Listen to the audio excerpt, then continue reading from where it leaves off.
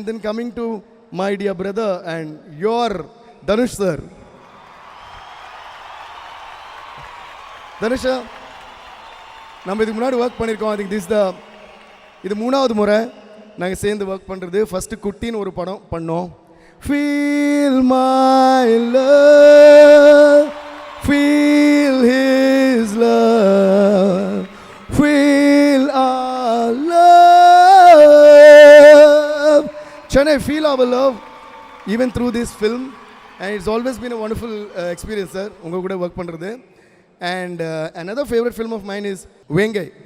என்னோட ஒரு favourite song இருக்குல்ல, காலங்காத்தால ஒளிஞ்சிருக்கும் வெண்ணிலா போல என்ன பார்த்தால ஒளிஞ்சுக்கிறியே பெண்ணு.